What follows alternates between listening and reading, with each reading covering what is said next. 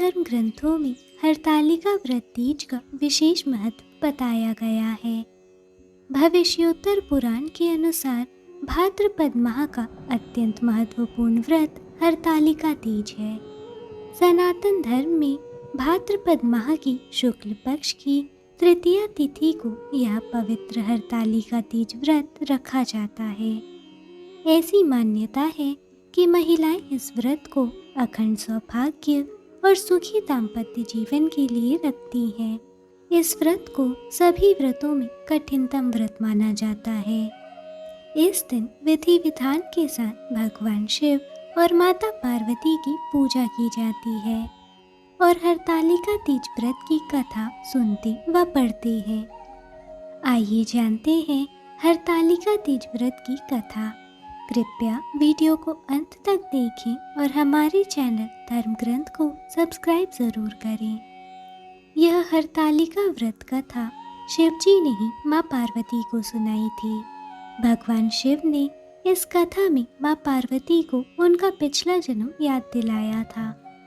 भगवान शिव कहते हैं, हे गौरा, पिछले जन्म में तुमने मुझे पाने के लिए कठोर तप और घोर तपस्या की थी। तुमने ना तो कुछ खाया और ना ही पिया, बस हवा और सूखे पत्ते चबाए। जला देने वाली गर्मी हो या कपा देने वाली ठंड, तुम डटी रही। बारिश में भी तुमने जल नहीं पिया। तुम्हें इस हालत में देखकर तुम्हारे पिता दुखी थे। उनको दुखी देखकर नारद मुनि आए और कहा कि मैं भगवान विष्णु के भेजने पर यहाँ आया हूँ। वह आपकी कन्या से विवाह करना चाहते हैं। इस बारे में मैं आपकी राय जानना चाहता हूँ। नारद जी की बात सुनकर आपके पिता बोले, अगर भगवान विष्णु यह चाहते हैं तो उन्हें कोई आपत्ति नहीं है, परंतु जब तुम्हें इस विवाह के बारे में पता चला तो तुम दुखी हो गई।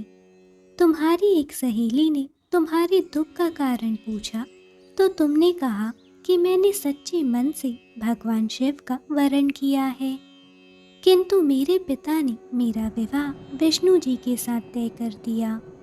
मैं विचित्र धर्म संकट में हूँ।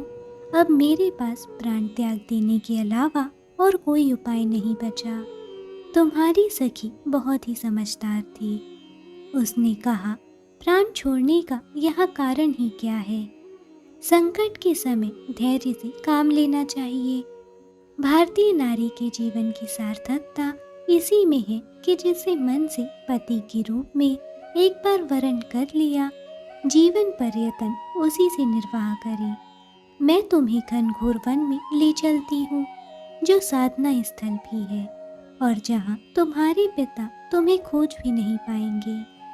मुझे पूर्ण विश्वास है कि भगवान अवश्य ही तुम्हारी सहायता करेंगे। तुमने ऐसा ही किया।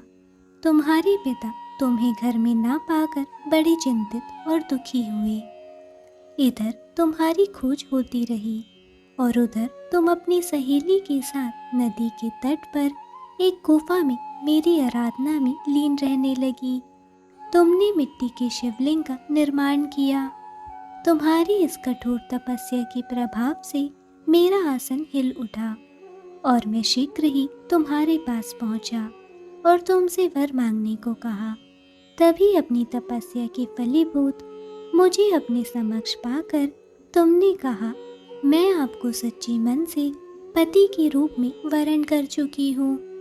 यदि आप सचमुच मेरी तपस्या से प्रसन्न होकर यहाँ पधारे हैं तो मुझे अपनी अर्धांगिनी के रूप में स्वीकार कर लीजिए। तब तथास्तु कहकर मैं कैलाश पर्वत लौट गया। उसी समय गिरिराज अपने सैनिकों के साथ तुम्हें खोजते हुए वहां पहुंचे। तुमने सारा वृत्तांत बताया और कहा कि मैं घर तभी जाऊंगी अगर आप महादेव से मेरा विवाह करेंगे। तुम्हारे पिता मान गए और उन्होंने हमारा विवाह करवाया। इस व्रत का महत्व यह है कि मैं इस व्रत को पूर्ण निष्ठा से करने वाली प्रत्येक स्त्री को मनवांछित फल देता हूँ। इस पूरे प्रकरण में तुम्हारी सखी ने तुम्हारा हरण किया था, इसलिए इस व्रत का नाम हरतालिका व्रत हो गया। इस व्रत से जुड़ी एक मान्यता यह है कि इस व्रत को करने वाली स्त्रियां पार्वती जी के समान ही सुखपूर्वक पति रमन करके शिवलोक को जाती है। सौभाग्यवती स्त्रियां अपने सुहाग को अखंड बनाए रखने और अविवाहित युवतियां मन मुताबिक वर पाने के लिए हरतालिका तीज का व्रत करती है। हरतालिका तीज के दिन फूलों से बना फुलेरा बांधा जाता है और उसके नीचे मिट्टी के शंकर और पार्वती की स्थापना की जाती है। इसके साथ पार्वती जी को सुहाग का सारा सामान चढ़ाया जाता है। रात में भजन कीर्तन करते हुए जागरण कर 3 बार आरती की जाती है और शिव पार्वती विवाह की कथा सुनी जाती है। इस व्रत की व्रती को शयन का निषेध है। इसके लिए उसी रात्रि में भजन कीर्तन के साथ रात्रि जागरण करना पड़ता है। प्रातः काल स्नान करने के पश्चात श्रद्धा एवं भक्ति पूर्वक किसी सुपात्र सुहागिन महिला को श्रृंगार सामग्री, वस्त्र, खाद्य सामग्री, फल, मिष्ठान एवं यथाशक्ति आभूषण का दान करना चाहिए। रेत के शिवलिंग बनाए हैं तो उनका जलाशय में विसर्जन किया जाता है और खीरा खाकर व्रत को संपन्न किया जाता है। इस व्रत को रखा तीज में जाता है, लेकिन इसका पारण चतुर्थी तिथि के सूर्यास्त में किया जाता है। अगर आपकी शादी के बाद आपका पहला तीज व्रत है तो अच्छे से नियम पता कर लें, क्योंकि जिस तरह पहली बार रखेंगी उसी प्रकार हर साल रखना होगा। इस व्रत को एक बार रखा जाता है तो जीवन भर रखना होता है, किसी भी साल इसे छोड़ नहीं सकते। तीज व्रत में अन्न, जल और फल 24 घंटे कुछ नहीं खाना होता। इस व्रत को पूरी श्रद्धा भाव से करें और भगवान शिव और माता पार्वती का जागरण करें और सोए नहीं। अगर आप बीमारी या किसी वजह से व्रत छोड़ रही हैं तो आपको उद्यापन करना होगा या अपनी सास या देवरानी को व्रत देना होगा।